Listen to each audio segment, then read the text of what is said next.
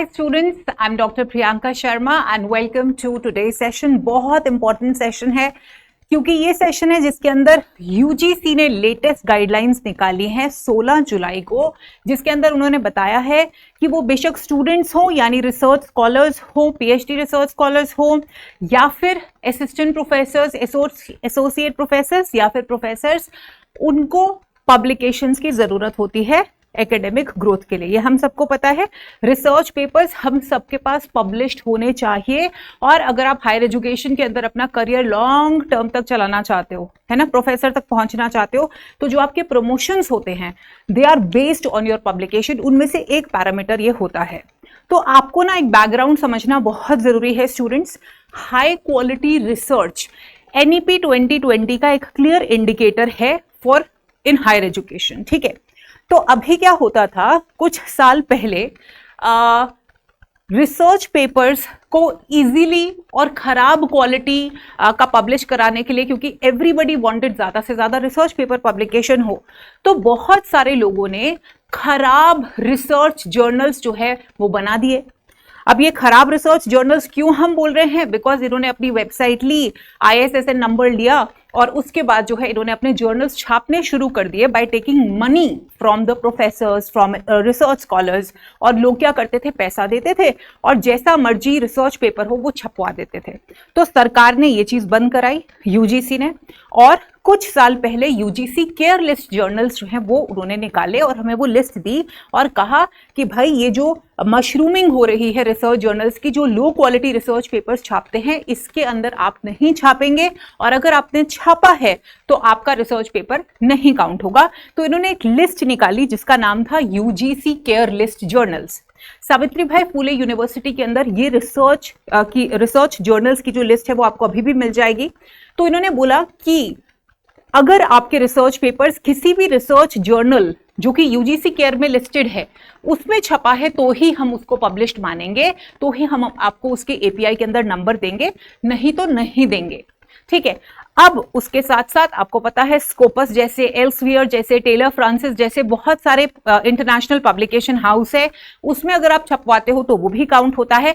लेकिन अगर हम यहाँ पे सिर्फ और सिर्फ अपने देश यानी इंडिया के बारे में बात करें और हम अच्छे क्वालिटी रिसर्च पेपर्स पब्लिश कराना चाहते हैं तो नई गाइडलाइंस उन्होंने निकाल दी हैं, जिसके अंदर उन्होंने कहा है यूजीसी केयर लिस्ट को हम कर रहे हैं खत्म और अब आप क्या हो, फ्री हो। जैसे पुराना होता था ना, now you are free to get your research papers published in any peer reviewed journal. लेकिन अब पीयर रिव्यूड जर्नल के लिए, रिसर्च जर्नल के लिए भी इन्होंने कुछ गाइडलाइंस दे दी हैं to stop mushrooming, to stop कि लोग पैसे दें या बच्चे पैसे दें, या लोग, आपको पता है कितने स्कैम्स होते हैं, क्योंकि आप ऑनलाइन सर्च करो, बहुत सारे लोग आपसे 5-5 हजार, कल को कोई मुझे स्टूडेंट कह रही थी उससे 15,000 रुपए किसी ने बोले लेने के लिए कि हम आपका रिसर्च पेपर जो है वो छपवा देंगे, राइट। तो इन्होंने इस चीज को स्टॉप करने के लिए हम लोगों को कुछ अवेयरनेस पॉइंट्स बताए हैं जो कि हमारे लिए जानने बहुत जरूरी है कि रिसर्च पेपर्स अगर हम पब्लिश कराते हैं तो हमें कौन कौन सी चीजों का ध्यान रखना है, क्योंकि अगर हम इन चीजों का ध्यान रखेंगे तो ही हमारा रिसर्च पेपर हमारे एपीआई इंडेक्स के अंदर काउंट होगा और हमें उसे नंबर मिलेंगे।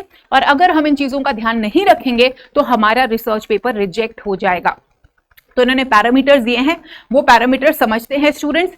तो ये आप देख सकते हो 16 जुलाई को निकाला गया है ये पब्लिक नोटिस, जिसके अंदर क्लियरली बोला गया है कि यूजीसी केयर लिस्ट को हम डिसकंटिन्यू कर रहे हैं और टीचर्स को, स्टूडेंट्स को ये पैरामीटर्स जो है, हायर एजुकेशन इंस्टीट्यूशंस को ये पैरामीटर्स का ध्यान रखना है अपने रिसर्च पेपर्स पब्लिश कराने के लिए। तो यहाँ पे कीवर्ड है peer reviewed journals.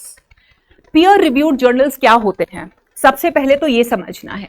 Peer reviewed journal का मतलब होता है कि एक जर्नल है जिसके अंदर सिर्फ और सिर्फ एक एडिटर नहीं है, एडिटोरियल बोर्ड के अंदर टॉप के प्रोफेसर्स, असिस्टेंट प्रोफेसर्स लिस्टेड होते हैं और अगर आप अपना पेपर सबमिट करने के लिए देते हो तो ये कमेटी में से कुछ मेंबर्स आपका रिसर्च पेपर पढ़ते हैं, सजेशंस देते हैं, अगर चेंजेस की रिक्वायर्ड हैं चेंजेस, आप उनको चेंज करते हो, फिर ये अपनी हामी भरते हैं और फिर आपका जो पेपर है वो सबमिट होने के लिए रेडी हो जाता है। ठीक है, पीयर रिव्यूड का मतलब ये होता है कि सिंगल हैंड डिसीजन नहीं होता है, एडिटोरियल बोर्ड मेंबर्स आपके रिसर्च पेपर को रिव्यू करके आगे बोलते हैं कि हाँ भाई ये पब्लिश करने लायक है या नहीं।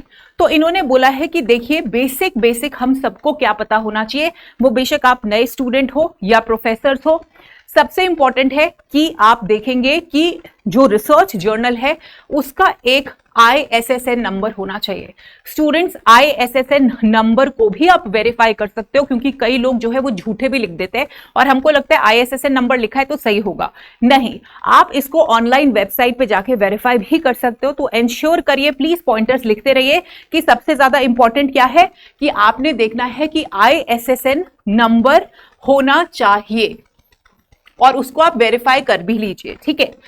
अब साथ में उन्होंने कहा कि आप चेक करिए इनकी हिस्ट्री को कि क्या ये रेगुलर पब्लिश करते हैं। जैसे कुछ रिसर्च जर्नल्स क्या होते हैं, बायएनुअल होते हैं, यानी साल में 2 बार ही छपते हैं, कई मंथली छपते हैं, कई मंथ के अंदर भी 2 एडिशंस निकालते हैं। तो सबसे पहले आप ये चेक करो इनकी हिस्ट्री कैसे है, क्या ये रेगुलर है। ऐसा तो नहीं कि ये कभी 1 महीने में पब्लिश करते हैं, कभी 2 साल नहीं पब्लिश करते हैं। तो इनके सारे रिसर्च जर्नल्स लिस्टेड होते हैं। तो इससे पहले कि आप अपना टाइम वेस्ट करो, ये सब चीजें आपको नोट करनी है। चेक करिए यहां पे किसी भी रिसर्च पेपर को सबमिट करने से पहले जर्नल में ये चीजें आप चेक कर लीजिए कि पीरियोडिसिटी और कॉन्टिन्यूटी है या नहीं है। आप ये देखेंगे कि पब्लिशर ने क्या अपनी डिटेल्स सही से दी हुई हैं, क्या उनका address, email address, phone number, ये सब चीजें लिखी हुई हैं। क्या रिव्यू पॉलिसी, आप उनकी वेबसाइट पे जाते हैं, क्या उन्होंने प्रॉपर गाइडलाइंस दी हुई हैं, क्योंकि आप गाइडलाइंस फॉलो करोगे, राइट। ऐसे नहीं कि वो बोल रहे हैं कि भाई आ जाओ जिसका जो मन है दो, हम रिव्यू कर देंगे। नो, एक प्रॉपर हर जर्नल की गाइडलाइन होती है, कितने वर्ड्स का रिसर्च पेपर होगा, रेफरेंसिंग कैसे होगी, तो ये क्लियर आपको भरना है। और आपको ये देखना है कि वेबसाइट हो उनकी, और अगेन सर्टिफाइड डोमेन जिसको कि आप रीचेक कर सकते हो। और आप इंश्योर करो कि उनकी क्लियर पॉलिसी होनी चाहिए एक्सेस की या कभी कभी फी की भी। अब आप बोलोगे मैम फी यहां पे कैसे आ गया, सब्सक्रिप्शन। अगर आप रेगुलरली चाहते हो कि, क्योंकि देखिए अगर आप एकेडमिशियन हो या हायर एजुकेशन के अंदर हो तो होता है ना, जैसे हमारे घर न्यूज़पेपर्स आते हैं, तो वैसे आप भी तो चाहते हो कि आपके डिफरेंट एरिया के अंदर जो रिसर्चेस हुई हैं वो आप पढ़ें। तो सब्सक्रिप्शन चार्जेस उनके हैं, तो क्या उसके बारे में क्लियरली इन्होंने लिखी हुई है, क्या है। Integration with national and international repositories, जो बहुत ज्यादा रिनाउंड हमारी इंस्टीट्यूशंस हैं, क्या उनके साथ इनका है गठबंधन, नहीं है तो भी चलेगा, लेकिन ये ऊपर वाले पॉइंटर्स आपको ध्यान रखने हैं। आर्काइवल पॉलिसी, क्या इनके जो पुराने पब्लिकेशंस है क्या आप उनको एक्सेस कर सकते हो, क्या वो इनके पास है, आपको ये देखना है। प्लस आप स्टूडेंट्स जब आप इनकी वेबसाइट पे जाते हैं तो आप देखेंगे कि एडिटर कौन है, एडिटर की डिटेल्स, एडिटोरियल बोर्ड कॉम्पोजिशन और रिव्यू प्रोसेस कैसे होता है, ये प्रॉपर वेबसाइट पे लिखा होना चाहिए। एडिटोरियल बोर्ड के कौन कौन मेंबर्स हैं जरूर देखिए, आपको पता होना चाहिए। यहां पे प्रोफेसर्स के नाम होते हैं, वो कौन सी यूनिवर्सिटी में काम कर रहे हैं ये लिखा होता है। और ऑलवेज रिमेंबर, आप चेक करिए उनके डिटेल्स। कोई प्रोफेसर यूनिवर्सिटी ऑफ दिल्ली में हो, बहुत बढ़िया चलेगा। कोई प्रोफेसर जो है वो पंजाब यूनिवर्सिटी से है, बहुत बढ़िया चलेगा। लखनऊ यूनिवर्सिटी से, बहुत बढ़िया चलेगा। लेकिन कोई प्राइवेट यूनिवर्सिटी है जो शायद NAC एक्रेडिटेटेड भी नहीं है, या A ग्रेड है या B ग्रेड है, तो कोशिश करिए आप समझ जाइए कि वो रिसर्च जर्नल अच्छा नहीं है, ठीक है। तो इसीलिए आपने ये जरूर चेक करना है कि एडिटोरियल बोर्ड के अंदर जो प्रोफेसर्स, असिस्टेंट प्रोफेसर्स हैं वो वाकई में अच्छे यूनिवर्सिटीज में हो, और ये सब वेबसाइट के ऊपर बेटा लिखा होता है। फिर आप ये देखेंगे कि ये आप एक बारी पढ़ लीजिए कि आपके सब्जेक्ट डोमेन में, अगर आप एजुकेशन के हैं स्टूडेंट तो आप रिसर्च जर्नल्स भी बेटा डिफरेंट सब्जेक्ट्स के होते हैं। सोशल साइंसेस के अलग से होते हैं, साइंस, टेक्नोलॉजी, इंजीनियरिंग, मैथ के अलग से होते हैं। तो अगर आप लैंग्वेज के स्टूडेंट हो तो आप ह्यूमैनिटीज वाले जर्नल के अंदर भरोगे ना, स्टेम वाले में तो नहीं जाओगे। तो उसी प्रकार से एजुकेशन वाले जो है वो सोशल साइंसेज, ह्यूमैनिटीज, एजुकेशन के जर्नल्स हैं, वहीं पे ही देना है अपना आर्टिकल सबमिट करने के लिए।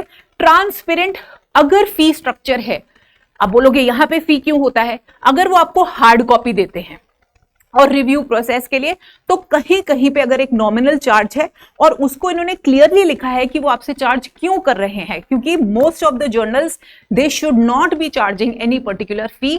लेकिन अगर ये हार्ड कॉपी आपको देंगे तो उसके लिए फी पॉलिसी भी क्लियरली पता होना चाहिए, और बेटा आपको एक्सेप्टेंस रेट के बारे में पता होना चाहिए, ठीक है। एक्सेप्टेंस रेट का मतलब क्या होता है, अगर रिसर्च जर्नल है, सपोज मेरा रिसर्च जर्नल है, मेरे पास अगर फॉर एग्जांपल 100 रिसर्च आर्टिकल्स आते हैं, उन 100 रिसर्च आर्टिकल्स में से मैं कितनों को सिलेक्ट करती हूं या 100 के 100 को कर लूंगी, तो इट मींस व्हाट कि मेरा रिसर्च जर्नल कॉम्प्रोमाइज कर रहा है क्वालिटी में, क्योंकि 100 में से 20 सिलेक्ट हो सकते हैं, 10 सिलेक्ट हो सकते हैं, 50 भी नहीं सिलेक्ट हो सकते। तो ये बहुत जरूरत है आप लोगों को जानने की कि यहां से क्वालिटी पता चलती है, quality of rejection and quality of acceptance. तो एक्सेप्टेंस रेट आपको जरूर पता होना चाहिए, वो मिल जाता है। पब्लिशिंग टाइम, इसके अंदर क्लियर कट मेंशन होना चाहिए वेबसाइट के ऊपर कि ये कितना टाइम लेंगे आप तक वापस पहुंचने के लिए। क्या 1 हफ्ता प्रॉपर डेट देते हैं ये कि इससे पहले हम आपको बता देंगे कि हमने आपका रिसर्च पेपर एक्सेप्ट किया है या एक्सेप्ट नहीं किया है। बाकी ये डिफरेंट पैरामीटर्स हैं, एकेडमिक कंट्रीब्यूशन, इनको अभी आपको जो मैंने बताया है उसके ऊपर फोकस करिएगा, ठीक है। ये चीजें जो है बहुत ज्यादा टेक्निकल होती हैं।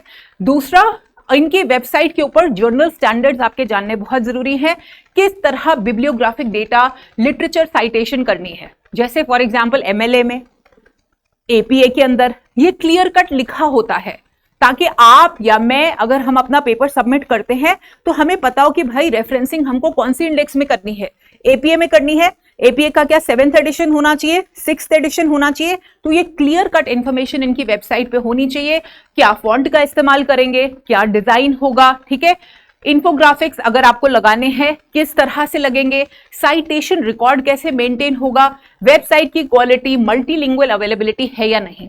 तो ये कोई चीजें जो है, ये वाली जो चीजें हैं, ये एज सच कंपल्सरी नहीं है, ये वांटेड होती है कि एक इंटेलिजेंट स्कॉलर को ये सब का आइडिया होना चाहिए। लेकिन जो मैंने आपको बताया इंपॉर्टेंट क्या है, ISSN नंबर उसको वेरीफाई कर लो, एडिटोरियल बोर्ड उसको चेक कर लो, वेबसाइट की क्रेडिबिलिटी चेक कर लीजिए। फिर हमारा आता है बहुत ही ज्यादा इंपॉर्टेंट, एथिक्स कैसे हैं। आजकल बच्चे AI जेनरेटेड कंटेंट जो है वो डाल देते हैं, तो AI जेनरेशन पॉलिसी क्या है। ऐसा तो नहीं भाई साहब बहनों कि आप AI जेनरेटेड रिसर्च पेपर डाल दो, जितना मर्जी पैराफ्रेजिंग कर लो, और सामने वाले जर्नल के पास क्या होते हैं, सॉफ्टवेयर्स होते हैं जो पकड़ लेते हैं कौन से AI से आपने मदद ली है रिसर्च पेपर छापने में। और अगर आप पकड़े जाते हो, और ट्रस्ट मी, और अगर वो एक गवर्नमेंट संस्था वाला जर्नल है तो आप बैन भी हो सकते हो। आई एम श्योर पेपर 1 के अंदर रिसर्च एप्टीट्यूड में मैम ने आपको बताया भी होगा कि प्लेजरिज्म के कितने परसेंटेज एक्सेप्टेबल होते हैं और कितने एक्सेप्टेबल नहीं होते। तो ये जरूर देख लेना प्लेजरिज्म की क्या पॉलिसीज हैं, AI generated content, because students यहीं से आपकी जर्नी बनेगी। सो मैं आपको एक्चुअली में बोलना चाहती हूं, रिसर्च पेपर्स खुद से लिखा करिए, AI की मदद बिल्कुल मत लीजिए। And then very important is impact factor and index factor. तो इसके डिटेल्स आपको जरूर देखने चाहिए। किसी भी जर्नल के अंदर इम्पैक्ट फैक्टर बहुत इंपॉर्टेंट होता है, साइटेशन रेशियो बहुत इंपॉर्टेंट होता है, इंडेक्स फैक्टर बहुत इंपॉर्टेंट होता है। तो आप देखिए कि अच्छा इम्पैक्ट फैक्टर जो है वो होना चाहिए। चलिए मैं आपको एक क्वेश्चन देती हूं, देखती हूं आपको कितना पता है। पेपर 1 में आई एम श्योर आपने पता होगा। जरा बताइए कि कितना इम्पैक्ट फैक्टर होना चाहिए या उससे ज्यादा होना चाहिए, क्या लिमिट होती है, मुझे आप कमेंट में बताना। एक अच्छा रिसर्च जो जर्नल होता है उसका इंडेक्स फैक्टर या उसका इम्पैक्ट फैक्टर लो कितना होना चाहिए, या आप मुझे कमेंट्स में बताना, ठीक है। तो इम्पैक्ट फैक्टर आप जरूर देखिएगा अगर एप्लीकेबल है, और आपने ये देखना है भाई इनका साइटेशन स्कोर क्या है। ऐसे तो नहीं कि अपने ही रिसर्च पेपर्स या रिसर्च जर्नल्स को साइट कर रहे हैं, मतलब गड़बड़ है, ठीक है। तो आपने साइटेशन जरूर देखनी है कि इनके रिसर्च पेपर्स जो इनके रिसर्च जर्नल्स में छपे हैं उनका साइटेशन क्या है। या आप डिफरेंट सोर्सेस से फाइंड आउट कर सकते हो, गूगल पे फाइंड आउट कर सकते हो सकता है इनकी वेबसाइट पे भी पता आपको चल जाए। ये ना हो कि भाई साइटेशन के चक्कर में अपने ही रिसर्च पेपर्स को साइट किए जा रहे हैं, वो नहीं होना चाहिए। और इनके द्वारा जो पब्लिश्ड रिसर्च पेपर्स हैं वो दूसरी जगह, दूसरे अच्छे जर्नल्स के अंदर भी साइट होने चाहिए, तभी कोई साइट करेगा ना, अगर आपका जो रिसर्च क्वालिटी है वो अच्छी हो। तो स्टूडेंट्स यही है, इन सब चीजों का ध्यान रखना। फिर भी अगर कोई क्वेश्चन है, you are most welcome to ask me in the comment box. बहुत इंपॉर्टेंट सेशन है आज का। और ये देखिए इन्होंने क्लियरली लिखा है कि choice of peer reviewed journals आपने अबव पैरामीटर्स के अंदर ध्यान रखना है। इंटरनल रिव्यू कमेटी जो है, like this is for in service people.